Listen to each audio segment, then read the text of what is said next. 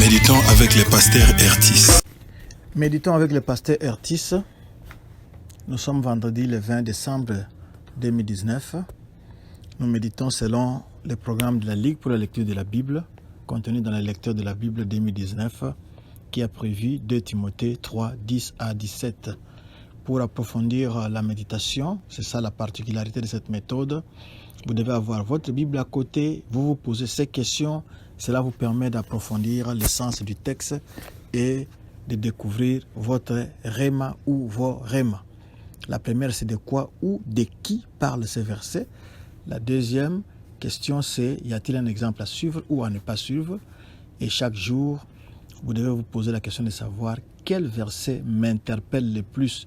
C'est ce verset-là que vous allez utiliser pour partager la parole de Dieu avec votre entourage. Ici, Paul présente sa conduite comme un exemple de service fidèle à Dieu.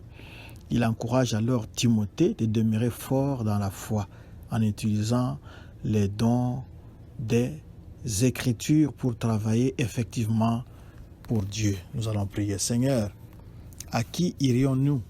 C'est toi qui as les paroles de la vie éternelle.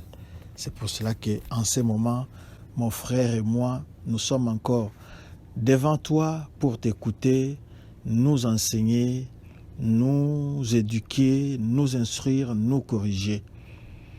Remplis-nous simplement du Saint-Esprit pour que ce moment nous soit à 100% profitable. Au nom de Jésus-Christ. Amen. Shalom bien-aimés, nous commençons au verset 10. Nous voyons ici Paul qui s'adresse à son fils dans la foi, il s'adresse à Timothée. Il lui dit, tu as suivi de près mon enseignement. Paul a enseigné son fils Timothée ma conduite. Il y a vraiment lieu de souligner ma conduite. Parce que très souvent, les faux enseignants disent suivez mon enseignement, suivez ce que je dis, mais ne faites pas ce que je fais. Mais ici, nous voyons la différence avec Paul qui demande à Timothée de suivre non seulement son enseignement, mais sa conduite, la conduite de celui qui l'a enseigné, la conduite de son père spirituel, la conduite de Paul. La conduite de Paul montre que ce qu'il était en train de suivre, d'enseigner, n'était pas de la simple théorie, mais cela était possible de le mettre en pratique, comme Jacques le demande, que ne vous contentez pas à écouter la parole de Dieu, mais mettez-la en pratique. Nous voyons Paul qui enseigne par la parole, mais il enseigne aussi par des actes, par sa propre conduite. Sa conduite montre que c'était quelqu'un qui a été transformé par la parole de Dieu. Et Paul cite sa foi, sa douceur, son amour, sa constance, c'est-à-dire sa persévérance. Il ne changeait pas, il est resté constant. Et il brandit cela devant Timothée comme étant un modèle à suivre. Et vous, qu'en est-il de vous? Êtes-vous un faux enseignant qui demande qu'on suive ce que vous dites, mais qu'on ne fasse pas ce que vous faites? Il y a lieu de vous corriger en ce moment. Le verset 11 continue avec les persécutions, les souffrances. Et vous savez comment Paul était reçu dans beaucoup de villes par les Juifs qui étaient là. Ici, ce sont les villes qu'il avait visitées lors de son premier voyage missionnaire. Dans certaines villes, on l'a carrément chassé de la ville. Dans d'autres villes, on a cherché à lui jeter des pierres, c'est-à-dire à les lapider. Et par exemple, à Lystre, là, on avait quand même réussi à les lapider. Mais bien que tout cela soit arrivé, les persécutions sont là pour fortifier la foi. Mais ce qui est vrai, c'est que le Seigneur m'a délivré de toutes. Il y avait des persécutions, mais notre Dieu, il est le Dieu de délivrance. Si vous vous appuyez sur lui, si vous n'avez pas une conduite double, une conduite hypocrite, Dieu sera votre Dieu de délivrance. Il est là pour délivrer. Il avait délivré Paul de toutes ses souffrances, de toutes ses persécutions. Il n'a pas empêché la persécution. La persécution est là comme un tamis. La persécution est là pour tamiser et pour vous tailler, pour que vous puissiez être un serviteur accompli. Et dans tout cela, Paul se référait, Paul s'appuyait, Paul se cachait en Jésus-Christ. Et le Seigneur l'avait délivré de toutes les persécutions qui étaient sur sa route. Il n'a pas empêché les persécutions de visiter, de les frapper, mais il a plutôt pu délivrer son serviteur de ce qui l'accablait comme persécution. Il a été avec lui jusqu'au bout. Et le verset 12 précise que tous ceux qui veulent vivre pieusement en Jésus-Christ seront persécutés. C'est ce qui arrive très souvent dans nos assemblées parce que nous avons deux sortes de chrétiens. L'autre jour, nous avions dit que l'Église était une espèce de fourre-tout, une société où l'on trouvait tout le monde, on trouve l'ivraie et on trouve la vraie graine. Et le Seigneur demande à ce que ces deux pousses-là, ces deux plantes, puissent croître ensemble. Alors, vous êtes dans une assemblée, vous cherchez à vivre pieusement, vous confiez en Jésus-Christ, mais vous allez recevoir la persécution de la part des faux chrétiens, de la part des livrés, de la part des chrétiens charnels qui vont chercher à vous persécuter. Et ici, Paul faisait surtout aussi référence aux faux enseignants qui cherchent à vous discréditer, à vous persécuter pour que vous puissiez abandonner les chemins du Seigneur. Mais tenez bon, car vous êtes dans le bon, vous êtes du bon côté, vous êtes avec le Christ. Et le verset 13 précise que les hommes méchants, ils avanceront toujours plus dans le mal. Parce que c'est comme un cercle vicieux, un mal en attire un autre, et ainsi de suite. Et ils vont toujours avancer dans le mal, et ils vont continuer à s'égarer, parce qu'un aveugle ne peut pas conduire un autre aveugle. Il va s'égarer, et il va aussi égarer les autres. Le verset 14 demande à Timothée de demeurer dans les choses qu'il a apprises. Il a appris la saine doctrine. Il a appris la vraie doctrine. L'apôtre Paul est sûr de ce qu'il a transmis à son fils Timothée. C'est comme ça qu'il lui demande de demeurer dans ces choses-là.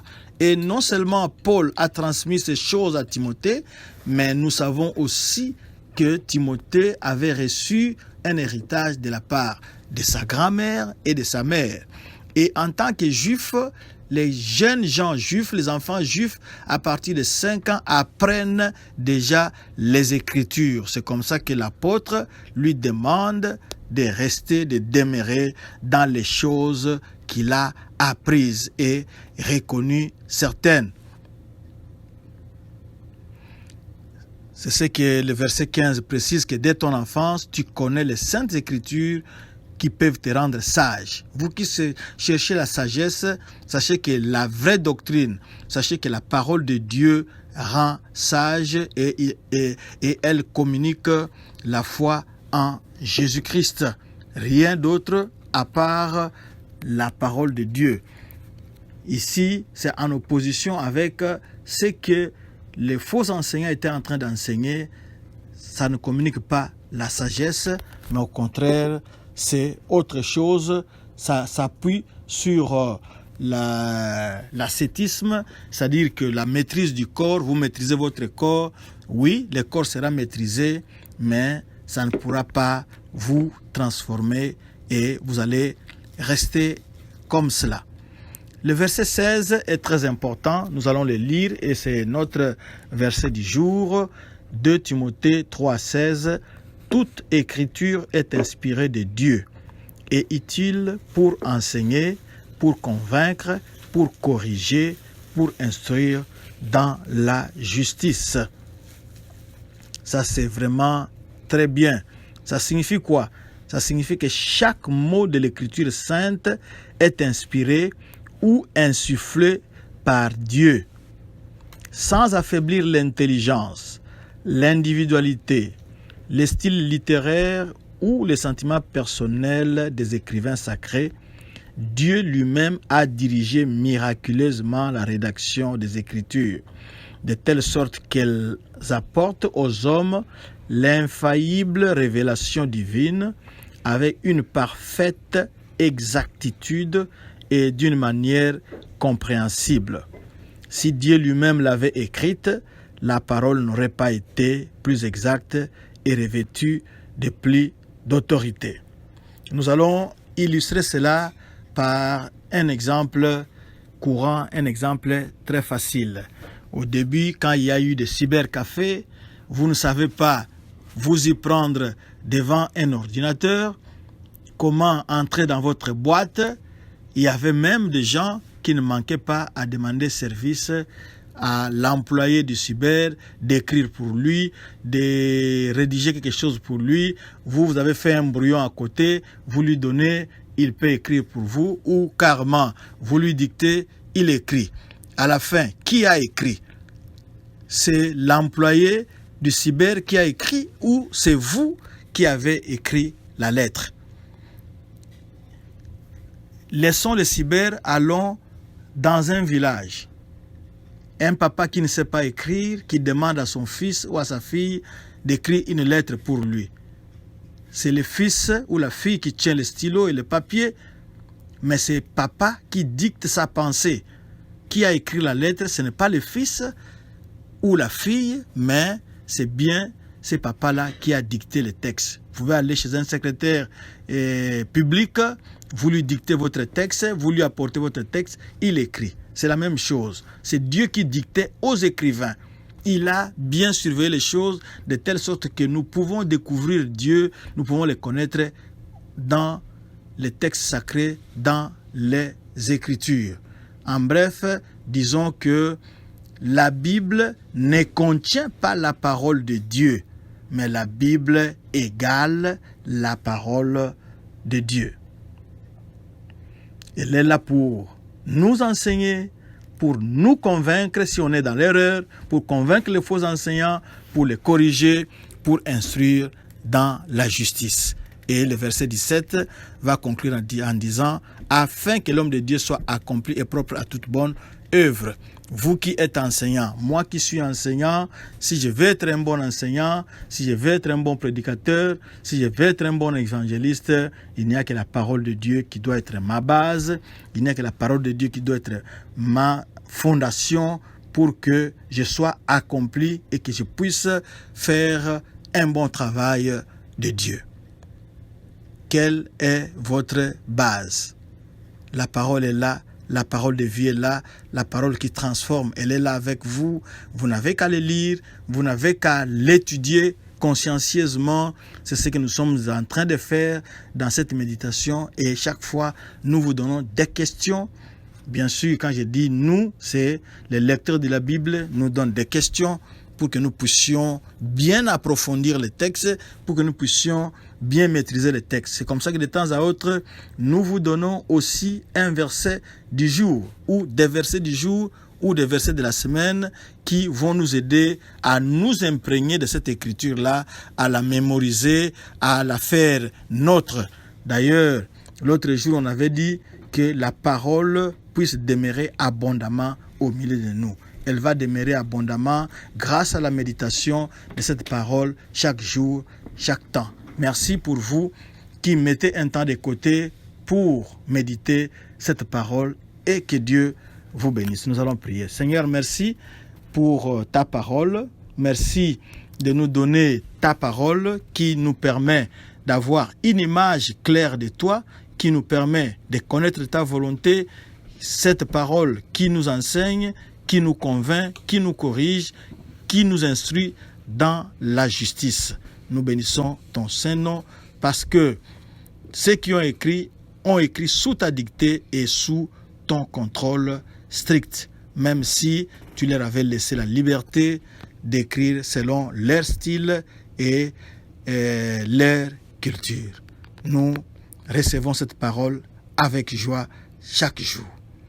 Merci encore au nom de Jésus-Christ. Amen. Notre adresse, si vous voulez retrouver cette méditation, et consultez notre page Facebook, Église Doxa Deo Lushi. Vous pouvez aussi consulter notre chaîne YouTube, Église Doxa Deo Lubumbashi, ou sur Twitter, toujours Église Doxa Deo Lubumbashi. Vous pouvez aussi visiter notre site internet www.églisedoxadeo.com. Faites un tour par là, vous allez trouver beaucoup de ressources pour votre vie chrétienne. Que Dieu vous bénisse.